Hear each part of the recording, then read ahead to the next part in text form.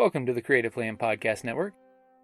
Join us as we share our favorite RPGs, one-shot games, tabletop games, reviews of items, and convention panels, and other exciting things that we run into from time to time. Sit back and enjoy the show.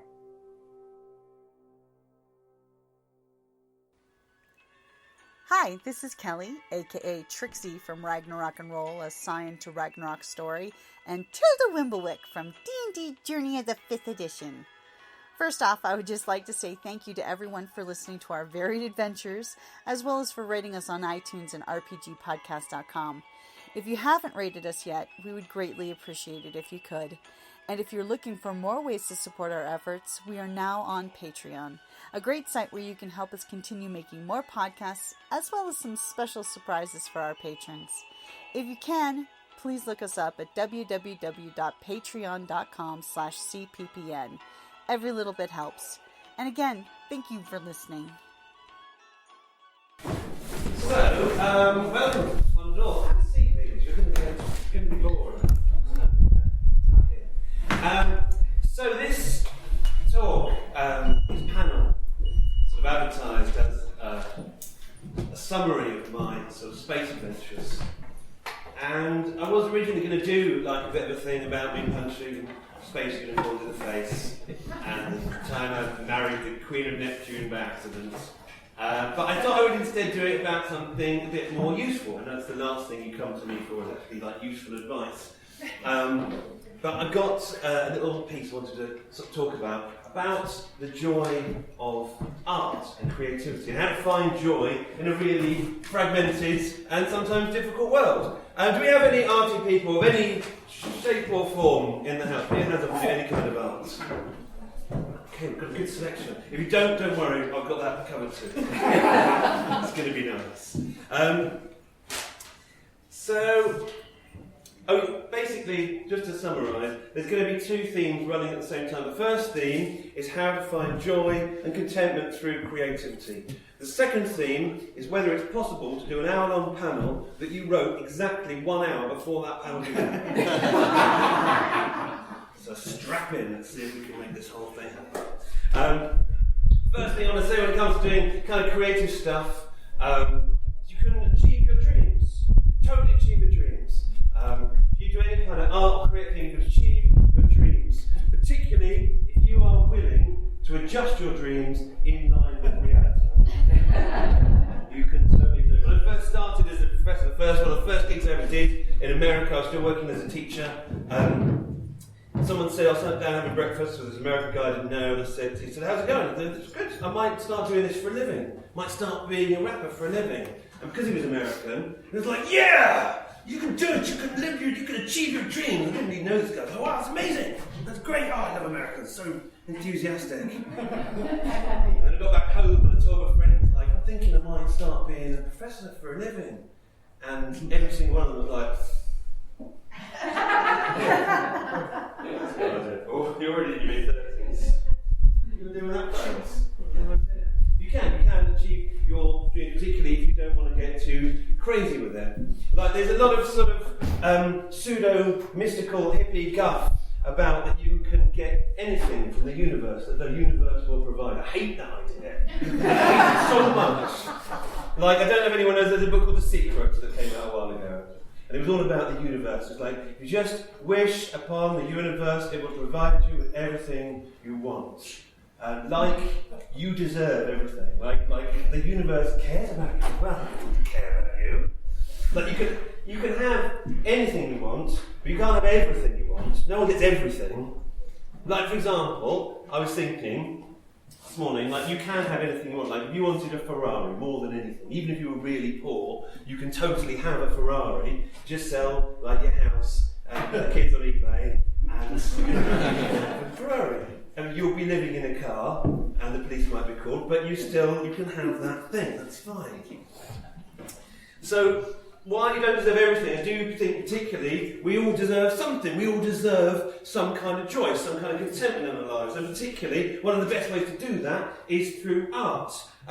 Just put your hands up again if we've got artists in the house. Let's see. Good scattering. What kind of stuff do you do, Adam? I do book covers. Oh, beautiful. That's really nice. Book covers and You, sir, the Cyclops? I teach drama to middle schoolers. Oh, wow. God bless you, sir. I want to clear something up, Professor. It's the one where they act, not the drama they have in hall. That's lovely. Teach career stuff. You, sir? Miniature painting. Oh, that's nice. Warhammer and all of that. Okay, so yeah, not kind of painting like tiny portraits. Really small. Someday. I've seen some cool stuff, so. That's it. I want one. Quilting, it's lovely. Like, what a beautiful range of things that is. If you're not someone who's seeing anything like, I don't do any of that stuff. I think we're all creative people one way or another. Like, if you're a parent, you're automatically very creative, just in terms of the lies that you have to constantly tell. Do you know what I mean? Like, you can't eat this chocolate because it's full of spices and broken glass. Oh, that's a lovely picture of a horse or mummy. Or like that. Now, we don't go in the loft, do we? Because that's where Daddy grows his special tomatoes. That's why we don't tell our friends about Daddy's special tomatoes either, do we? We all have some kind of creative streak inside us, I think. I think that's very true. And no matter what your motivation for doing creative stuff is, it's totally worthwhile. Like, no matter what you get out of it. I think there's a real thing at the moment that you are supposed to be doing it for something. Like, if you paint a picture, it's supposed to be shown on your Instagram. Or if you're making some kind of art, like it's a competitive sport, which I really hate. I think all those sort of panel shows, like that steampunk one from a while ago, like, who's the best steampunk? Who cares? We're all a bit of a mess, really. Like, everyone gets different things out of art, and no matter what it is that you're into it for, it's worthwhile. I think just the process of doing it is success in itself. Like, if success was such a wonderful thing, like the traditional model of success of being rich and famous, why does Kanye West look like such a miserable bastard? I always feel like saying, why are you so cross, mate? You've done it, it's fine. You're okay, relax. Now, there's obviously like challenges to making art, and I think this applies to life generally. That probably applies to a lot of your work as well. Like, if you're grown up in any way, you have those moments. We talked about it briefly yesterday when I did a panel of imposter syndrome. Just the little bad monkeys that live in your mind saying, you're rubbish at this, you should not be doing it. Whatever it is you are, terrible. You'll never be as good as all of the other people doing the thing. And that can be quite a hard thing to get over. That can be harder than external pressures worrying about what you're supposed to do. But yeah, I was thinking, after we chatted about it yesterday, I was thinking one good way to get over the imposter syndrome, regardless of what part of your life it's got into, is to make a bit of a deal with the tiny monkeys that live in your mind and just say, look, I know we might be rubbish at this might be a terrible thing that we're doing, but let's just hang on. We'll just finish it, and then I'll agree to chat with you, and we'll decide if it's awful. And that sounds a little bit stupid, I think. But often when you finish the thing, when you've done the thing, you've finished the day's work, and you've done the challenge, or whatever it might be, and you look at it, you're a bit more objective, and you can see whether it's good or not. And if you're still not sure, you can ask, like a close friend, is this shit? And more often than not, if they're a really close friend, they'll tell you whether it's good or not. If it's really rubbish, and they've told you, it probably doesn't end we're supposed to go. Worth bearing in mind, it's not all gold though, is it? There's also the thing of dealing with sort of criticism of your art. Like, as a middle school teacher, I imagine a lot more criticism than it is art. Must be, you have to be quite thick-skinned, don't you? Like, teaching, it can be quite tricky. I read a thing recently where it said that it takes 9 compliments to cancel out 1 insult. And I think that's really true. That shows how delicate the whole thing is. If you're making something, you get 9 people on the internet say it's really great, and 1 person says, my child can do better than that. You feel awful. You're like, oh God, this is terrible. Like, if at the end of this panel, 9 of you come up and say, oh, that was ever so good, I enjoyed that, and 1 of you comes up and says, well, I think you should have done one of our country's facial films, I'll be weeping underneath that. It doesn't take much. We're quite delicate creatures. You have to kind of toughen up, I think, to a certain extent. There is, for anybody who does their art, is there anybody here who does it for fun but would quite like to do it for a living? Is anyone in that kind of category? Yeah, it's a really tough transition to make, isn't it? The idea that one day you can kind of make money out of your thing. And that's a whole other lengthy talk about different ways that you can get around the system to try and make money out of stuff. But I do think there is, when you're in a day job, like the feeling sometimes, the sort of otherness of like, wow, those creative people I admire, like, they do it for a living, and how do they do it? They're like they've got sort of magic powers. And as someone who's hung out with a lot of creative people who do it for a living, a lot of them quite successful, the only magical power that creative people generally have is the magical power to be completely unemployable in any other job. More a specialization.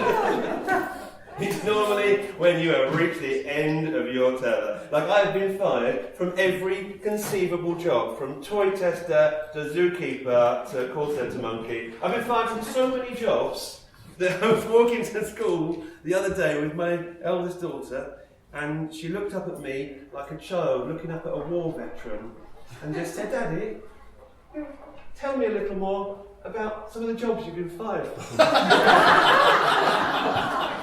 Oh, young one, there are so many and this walk is so short. Let me tell you about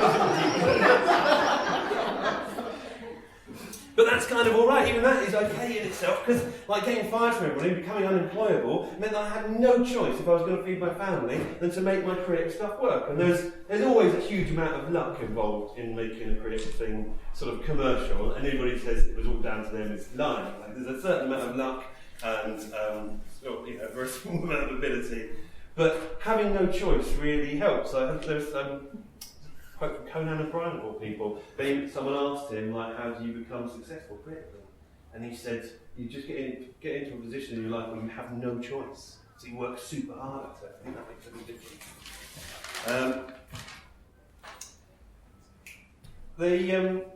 When I sort of started doing the rapping as like a middle class white boy from the countryside, I did struggle a bit because no one really wants that. There is zero demand for a middle-aged white English rapper, particularly in England. There's loads of them, and we're not needed. And for ages, when I'd rap, I put on like a bit of a London accent, like I was going to smash it and bash it and kick it, and I do like battle rhymes as well. And then people who weren't in sort of my sort of rap circles would be like, "Oh, did you really say those things? You couldn't hit a cat." And all the things that I was really scared of was the idea that I might be found out that I was really sort of middle class and posh sounding and white and old. So I developed a character that is specifically all of those things. It's me at my absolute worst. It's me when I've had a few drinks, the professor character. And it just negates that problem. I don't have to worry about that now because I am definitely looking ridiculous and posh and old and as white could be. And there's a lot more. I get trouble from other rappers sometimes saying, well, why are you making it into a gimmick? But it's a lot more authentic, I think, than if I tried to be like I was from the streets or put on a different accent, which is very common. The amount of English rappers with American accents, it's like the worst thing you can do. It's the worst thing. So yeah, I would say if you've got ambitions with your creative stuff, whatever worries you most about it, try and use that a little bit in your art. It will be different for everybody about how it goes. There's a thing that you do, making book covers, you think, well, I'm really crappy at making the corners. They're always bad. Then focus on doing that for ages and ages until you're kind of satisfied that you're kind of up to scratch. There's a great Patton Oswalt routine, a whole album in fact, and it's my favourite sentence in the world, that your weakness is strong. And I like that. Your weaknesses usually become your strengths when you do arty things. I think there's a bit of a misconception sometimes that if you're making art, it should be some kind of struggle and sort of depressing. You should plow on 10,000 hours of making this thing. And if it's not fun, you probably shouldn't bother, I reckon. Why are you doing it? Like, I mean, obviously a lot of steampunk's here, will be in it because of the vast amounts of money in subculture to get as much cash as we can. That's why I became a steampunk rapper, really, for the vast fortune. You're the one who's spending, right? But, what was my train of thought? But we all get into those things for different reasons, and I think getting into something just for fun rather than to do it for any particular purpose is success in itself. Like, there's a lot of successful people, but you don't want to be like Simon Cowell is a very successful man. Doesn't mean he's not a twat. Doesn't mean I want to be him in any way, shape or form. Just doing the thing, you are already a success. If you're writing poetry, even if you write terrible poetry that no one ever sees except you, but you enjoy the process of writing it, you are a tremendous success in terms of becoming an artist. That's literally all you need to worry about. And if you have a thing that you keep to yourself, if you ever do want to get it out into the world, if it's the kind of... You got a paparazzi.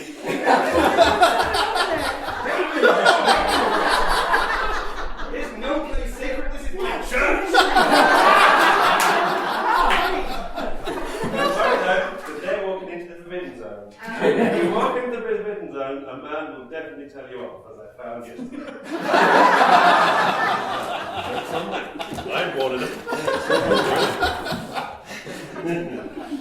What was I talking about? Oh yeah, so if you've got the kind of art, or if you can just find somebody who does the same sort of stuff as you, like collaborating is the best, nicest way to kind of move on to the next step if that's what you want to do, or just continue burning that enthusiasm for doing your thing. It's the same work, isn't it? You need someone who's on the same level as you. Or just someone to say, look, I've made this thing, and then to have suggestions, and like in the case of me and Tom Caruana, who makes all my music, just having that thing of like, well, we're really enjoying this, so if no one else likes it, it doesn't matter, because this is just our little thing. And as nerds, we're very used to that. Like, all of us nerds have found a thing that's like, oh, this is not this. You can share it with me, but it's not for them. I love that. I love, what might seem as a bit isolating from the outside world, I really sort of treasure our little sort of subculture sometimes. It really brings us together. Like, I got really crossed out. My whole career got into fluctuation a couple of years ago when a Tory MP called Michael Gove, who was in charge of school, horrible man, said in a newspaper interview that he really liked my music. Even worse, he said he liked Mr. B more than me. So I was my most hated person's second favourite rapper. That's not a good day. And I really, with that, I spent a lot of time sort of mulling that over, and then eventually had a big conversation and got in touch with him, and then subsequently said it a lot on stage, that it's not for him, he's not allowed it. He's not allowed to be involved. The Tories, like in our case, the Tories have taken everything, like, they can't have steampunk as well. That's us. It's alright to be a bit protective of your stuff sometimes. So just to kind of conclude in terms of my talking bits, and then we'll hand it over to questions and stuff. I think it's important to do art just for the sake of doing it. It's important to do it with as many friends as possible. It's important to do it when it's as much fun as possible, because whether it is to make friends or for your mental health or just to get yourself a job where instead of performing in a little pub upstairs in Brighton, you could eventually come to a cowboy town and talk to strangers in a church. I mean, that is as good as it gets. As far as keep on doing the things that you're doing. Thank you for coming to my TED Talk. Cheers.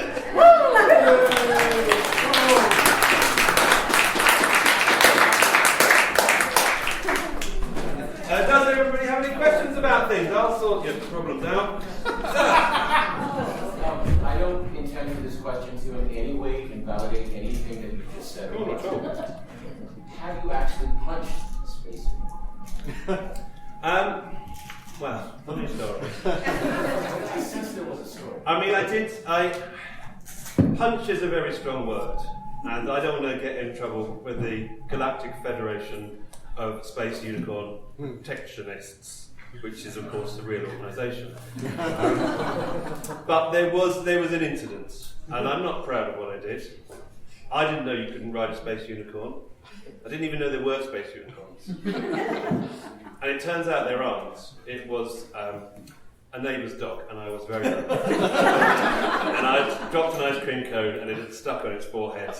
I thought it was a space unicorn, jumped on, wrestled it to the ground, lights came on, neighbours came out shouting, "What are you doing?" Trying to ride the space unicorn, and then the police were called again. So So yeah, that's why I'm not now allowed near dogs. When it's at 500 yards, which I think is fair. Cheers. Any other questions? Yes, sir. So, did this go about the way you thought it would? I mean, you changed the topic completely. You think it worked out? Well, until now, yes. Well, that was nice. That was really good. Now I'm filled with doubt. So I thought the one yesterday went well, but apparently it didn't. I found out it was far too short. Well, good. Yeah, all kinds of terrible things. Incidentally, I did find out yesterday. I thought I'd had a nice time, but apparently it was too short or too long or something, and people complained. So if you enjoyed this panel, please do tell the organisers. If you didn't enjoy it, tell me, and I'll go and cry under the water. I like it. Yes, sir. What did you teach when you were a teacher? I taught special needs teenagers, so I taught sort of everything to didn't take long. So 16 to 19-year-olds with quite severe special educational needs. And it was my first job as a teacher. And it was quite a rubbish school as well, like in the middle of nowhere where they just put all the naughty kids who'd been chucked out of all the special schools. And they just kind of went, "There you go, crack on, we'll see you in September, we'll see you in summer." But it was really creative. It meant that I could make up a syllabus. I realised that they were never going to read and write and do all the traditional stuff, and they were teenagers, so I was like, right, let's learn how to be teenagers, let's have a party. It was really good. But doing that, I'm sure you're exactly the same when it comes to, it gives you all these sort of extra skills you weren't ready for, and teaching special needs is exactly the same skills as performing to a crowd of pissed steam hunts. Like, that's how you control all the little crowd management thing you do. You're the time that trumpets can't read anyway, so... Yeah, exactly. It's the same thing, like the noise management and all that kind of stuff. I'm sure if I got you on stage tonight, you would probably be kind of alright talking to a large group of people because of all the skills you've got doing teaching. Yeah, it's a good job. Do you still like it? Yes, I do.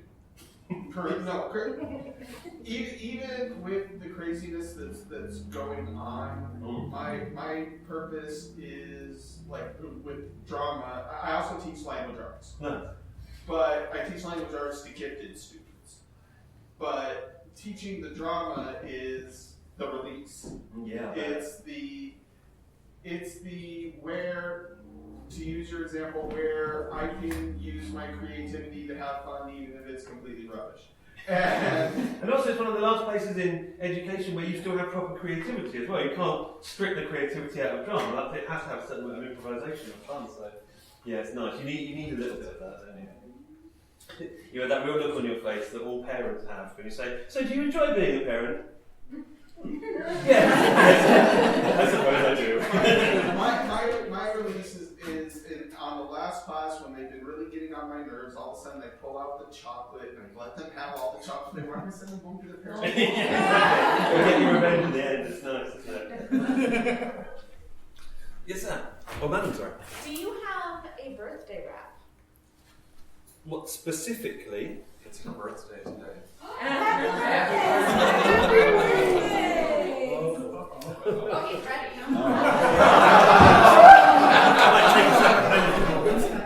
This is a set. So, what is your name? Cameron. Cameron. How old are you? 33. 33.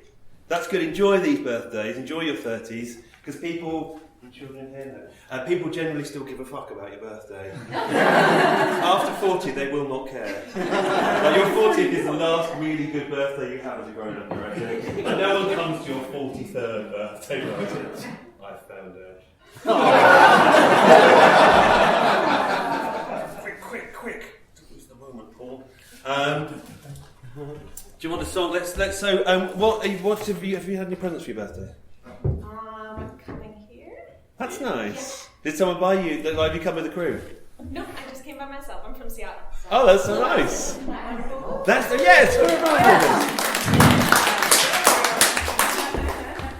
And the nice thing about that is it's like you've come to a ready-made party, isn't it? Basically, we're now all here for you, which is lovely. Just arrive and they will come. Okay, so what we're going to do for Cameron's birthday is we're going to celebrate it properly. I'm going to give her a sort of introduction, like Glastonbury Festival, Saturday night, the biggest introduction possible. And when I say her name, you are going to make so much noise that we have complaints from all of the other events going on. And when that reaches its peak, you'll get your birthday wrap. Okay, make sure that's actually working. Ladies and gentlemen, please welcome to this bit of church. I think I'm marrying you with you, isn't it? This wonderful woman who has travelled from Seattle with the confidence of someone who knows that just by arriving somewhere, everybody around her will immediately want to party with her. This whole Wild West Con has been completely renamed and changed to the birthday party for the very glorious, the absolutely gorgeous Cameron!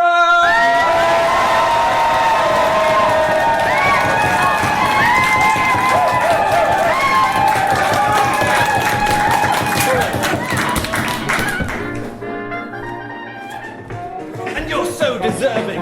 You rock a look that is really working. Your taste in music is so discerning. I asked around, we're all so certain you spend too much time unappreciated. Uncelebrated, I'm glad to see you made it. Birthday, wedding, weekly, and free naked. Or it's just Tuesday, your cake's dedicated wall. It's got a cherry on top. I want everything live and ready to rock. Cause I'm always there, I'm your host for the night. You'll never be lonely and I'll see you right. And I never sleep till there's leave on the line. That's right, on the line.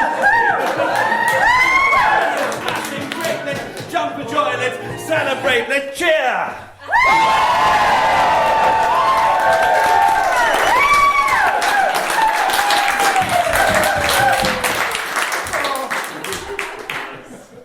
Thanks, everyone. Anybody else want any songs? I apologize if you addressed this before we came in, but how long have you been doing this, and how long did you do it before you were able to start monetizing online? That's a while actually. So I used to rap for ages because it was a really good way for. I mean, rap is a great way for sort of young posh kids to rebel in a manner that is completely safe. So, like so many white boys before me, got into rapping like the early 90s. Did lots of rapping just to my cat and my sister, and then it sort of built up. And then I did it in London for a few years and got booed a lot and sort of struggled with how alpha and male the kind of whole battle world is. That could be a bit of a struggle. And then I just did this about 10 years ago. Someone was putting on like a little novelty variety show, and I borrowed a jacket I still never gave back, and bought a Pith helmet, and just did one sort of novelty song. And it was just like, those moments, probably the same for a lot of you, when you put on your steampunk outfit and you go, oh yeah, that's who I'm supposed to be. I'm not my best self. That's great. We kind of sort of found it. So then monetizing it was and that's the luck bit. Like I would have carried on doing it until no one came to watch me. But then the pure luck of steampunk coming along just after I'd started, and YouTube not having their algorithm sorted, so I just ended up on the front page of YouTube for like one day by accident, and that enabled this whole thing to happen. So there's definitely an element of a huge chance involved in there. But fingers crossed, I can just keep doing it forever until things let me. So we've got nothing else. Yes. I'm sure you've received this question many times, but I've never heard your answer for it. So, okay, that's fine. So it's new. It's fresh. Right? When you started out in rap, were there any particular rappers who inspired you? Oh, yeah, lots. I was really good. That's the thing. There aren't a lot of nerds who like rap, but because I am a nerd who like rap, inevitably you like all of it. You kind of consume with all the nerdy things we like comics and sci-fi. So I like every conceivable punk part of it, but things like Tribe Called Quest and De La Soul, and actually the Fresh Prince. I started liking about sort of 1989. And the Fresh Prince was the only rapper at the time who it seemed like was talking about everyday, mundane things. He might be making kind of cheesy pop songs for kids, but I was a kid liking cheesy pop songs, so it was kind of nice. So that was a big inspiration. Just that rap used to be a lot sillier than it is now. Something happened along the way. Like, there used to be like guys with big fake gold noses, and there was a British rapper who just always wore a swimming cap in the 80s. Nobody knew why. I like that. That keeps it a bit interesting. It's fine if people have had hard lives and they need a means to tell it. That's, obviously that's what it's originally there for as well. But it should be about having a bit of a laugh sometimes. But there's still good stuff out there. We were talking about it yesterday. There's lots of good rappers. There's a guy called Disraeli who I really love, and my producer Tom Caravana he makes loads of music and just puts it out for free. So if you ever want to try and dig around looking for unusual rap that you won't hate. Actually on my Patreon as well, just to be like a awful self-plugging man. But one of the things I do every month is give people a mixed collection of different songs that they might not have heard. So I put a lot of new rap on there. Why does your flower say that? So I've got a question for you. I'm sorry, I only just noticed it and I couldn't let it go on. Okay, Riddler. How am I going to solve this particular crime? Oh, come on. Yeah, curiosity. It's an easy one. I'm not very clever, help me. It's in Hitchhiker's Guide to the Galaxy. Oh no! Okay. There's two missiles that are turned into a whale with a bowl of Nice, that's really nice. I would never get that. Oh no, not yet. It's beautiful. To their surprise, turned into a massive whale and a pod of flowers. The whale being like, what is this? It's wind. Like, what is this approaching really fast? Ound. So, what's your question? How was the transition from being MC Elemental to Professor Elemental? I mean, you kept the elemental name. Yes. Like, how was that transition? Like moving away from, as you said, the suburban posh rapper into this overly dramatized sort of character. Like, how was that transition? Like moving away from that? Yeah, I think it was good. It was a bit like not to cheapen what other people go through, but I imagine it like a much lighter version of deciding to come out as gay or trans, in that thing of like having a few false starts and having to sort of tell people this new thing that you were trying out, and then sort of tentatively going out in a persona you felt comfortable in and go, oh yeah, actually this is me, and it's fun. And actually people quite like it. So yeah, I mean, it took a little while, but then of course, as soon as you start doing it in this, you suddenly find your tribe, and that's how nice is that? How nice is it that you can come from Seattle to something like this and know that you'll find loads of cool people, and everyone will be really nice. That's lovely, isn't it? So I think finding your tribe really helps. And steampunk is the nicest tribe, without a doubt. So, I know you used to be an English teacher, correct? Yeah, a bit of everything. So, how does that help you with your rapping? Because I know there's a couple of comedians I know of who basically went into comedy before they even graduated out of high school, and they find themselves actually taking English courses to become better comedians. I was wondering how is that really helped you a lot? Yeah, well, like we were saying earlier, it helps a lot with the sort of crowd control side of things, in terms of the actual teaching aspect. In terms of the English, not so much, but I'm sure the same with most creative people. It's all the stuff you consume that you then kind of turn into your own ideas. Like, I'm a great believer that it's all right to nick and borrow and reinterpret and play with other people's ideas, because that's what all artists do. Like, Neil Gaiman's my favourite writer in the whole world. I love Neil Gaiman, but most of his stories are at least partially nicked off something else, aren't they? He's always nicking stuff off people, but he does such a good job of tarting it up and making it look lovely. It's fine. So I think, I think what the stuff I read influenced me more than the sort of educational side of it. I do rap workshops though sometimes. Yes, you go. Who would be your top 3 of people that you'd like to work with? Top 3 of people I'd like to work with? Probably 3 old school rappers, I reckon. Would be one, the little sort of. There's always that thing, isn't there, when you get something that you were into as a kid, that if you could bring that back, a 12-year-old in you would be so excited. So probably Slick Rick, Grand Poobah, and Big Daddy Kane would be my 3 favourite rappers to really get down with. That'd be amazing. But I'm lucky that Brighton's so full of weirdos. The town I live in is just full of absolute lunatics. And it is one of there's a little pocket of rappers who are really odd. And I've got to work with them, and that makes me happy. Like, I did a song a couple of years ago, 2 rapper friends of mine, and my mate John said, let's do a song about graveyards. I was like, yeah, that's a great concept, graveyards. Shall I come around your house? We'll write it. It's like, no, we're going to meet in the graveyard around the back of my house at midnight. Do we have to do that?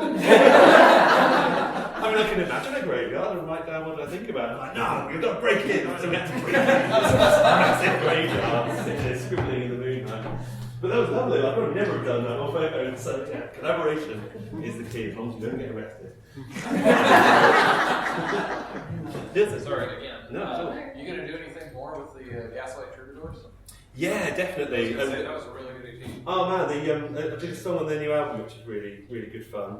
And they just, the Gaslight Troubadours are a steampunk band who do kind of like, sort of like electro swing, but not shit. Like a little bit darker, a little bit sort of earthier. And a friend of mine sings with them as well. And she's like, those women who are just so powerful, you're just like in awe of. She like comes and strides on stage, and is amazing. So yeah, I'm definitely going to do stuff with them. Actually, you should get them for this event because they're really good. Check them out. The Gaslight Troubadours, they're lovely. Yes, sir. What kind of things do you avoid in order to protect your creativity every Monday? Work, that's the main one. Lots of sick calls. My children. Because that's the worst thing, isn't it? If you work hard, and that's what I notice with Americans generally, you all work really hard, like much harder than I could never dream. And I sort of admire it and sort of wonder at it at the same time. But if you're feeding a family and you've got a proper job and you just have to pay the rent, getting home after doing whatever you're doing and then going, no, I shall paint a picture. It's not on the cards, is it? You're absolutely shattered. So work is really like the enemy of creative stuff. And I did, when I was not sure how to get the balance right, if you're starting to make some money out of your creative thing, it's worth making the jump and going, right, let's see if I can do it just purely with creativity, because that time and not having work as a pressure is lovely. And there's always, I used to worry like, what would I do if I fail? You just go back to another shit job that you hated. There's loads of them. There's loads of them. You just go back to another one. So it's always, there's not really any risk involved. It's worth doing. That seems very nice, doesn't it? Don't like it? Well, I was wondering if you'd ever thought about putting together something as ambitious as like a steampunk Hamilton. Yeah. I'm gonna do a similar-ish thing. The next album is going to be a huge sort of superhero epic, and I'm going to try and get all of the other steampunk bands to have big cameos in there, and try and at least do that kind of thing recorded. But the problem with doing it as a stage show, wonderful as it would be, is at the level that I'm operating on, the expense and the organisation. I mean, you'd need to spend all of your time doing it, and I've got no financial backing as well, so the difference between turning up and going, hey, I'm doing a show, see you later, bye, take your money, go. Like, that's a lot easier than putting on an enormous musical. So, I like the idea of everything they get to. Yes? What do your kids think of your profession? It's worse than I thought it was going to be. Yeah, I think there's moments where they're sort of secretly proud. Like when I've done voices for like Disney cartoons and stuff, they like that. But they generally really, really embarrassed. Like the most embarrassing dads. Like all kids are embarrassed by their dad, but not like me. They had a thing where they said, will you come and talk to the kids about what it is you do for a living in the assembly? And I said, I'd love to. And I came in the professor outfit. And I sat in the staff room and I just heard this doom on the window. Doof, doom. And it was the window to the playground. And my 7-year-old had got all of her friends to write post-it notes saying things like, Alice's dad, do not do a rap. You are embarrassing. I thought you'd be proud. But that's being a parent, isn't it? The moment you become a parent, you are no longer cool ever again. And that you just embrace that, I think. Like, I was a good dancer. I know I was a good dancer until I became a dad. And now I dance like every dad in the world. I don't know how it happened. Anyway, that's not. I enjoy it. Lovely, that seems nice. I'm going to finish on a tune if we've got time. One last little tune. Because it seems, I've got loads of time. Shit. Lock the doors, man. We can't have this situation anymore. We can do the merch thing, that will be fine. There's still seats in here, guys, if you want to put in. Yeah. Let me know, I'll do a song for you. It's going to be really quick. Come in for like a 3-minute song and then leave. Get down there. So just to finish things off, you probably won't be able to hear the music very much, but this is song that I wrote as Elemental rather than as Professor Elemental, because I do still do stuff like that sometimes, with another rapper called Dr. Syntax, and it's called Make Good Art, my advice to all artists. Apologies for being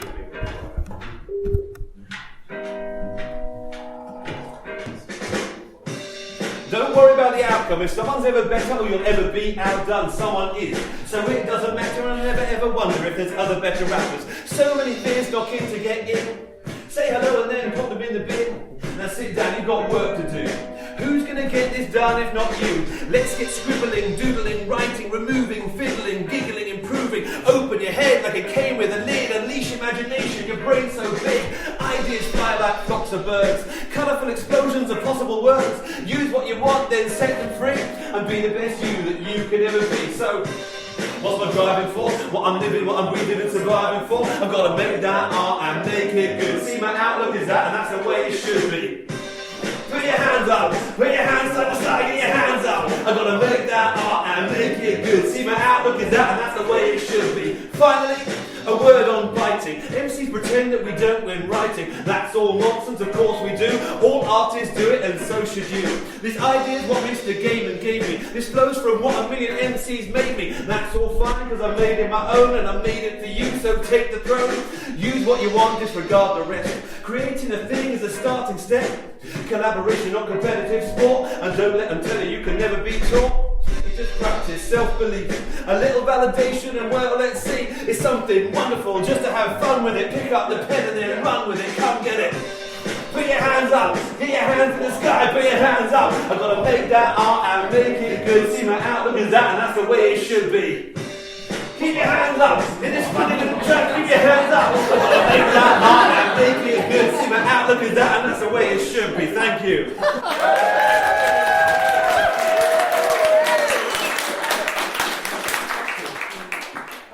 So if you want any items with my face on, they're over here. Yes, please. There's details and CDs and all kinds of crazy stuff. And thank you very much for coming. It's been a pleasure.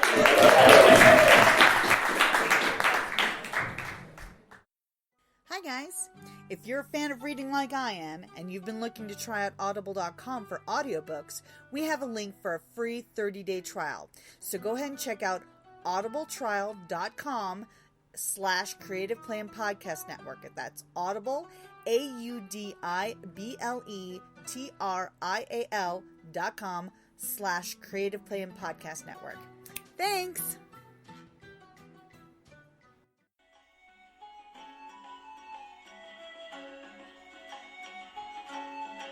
Thank you for listening to the Creative Play and Podcast Network. And feel free to enjoy our other shows, such as D&D Journey of the 5th Edition, and Scion Ragnarok and Roll, a Scion hero to Ragnarok story. Thank you for listening.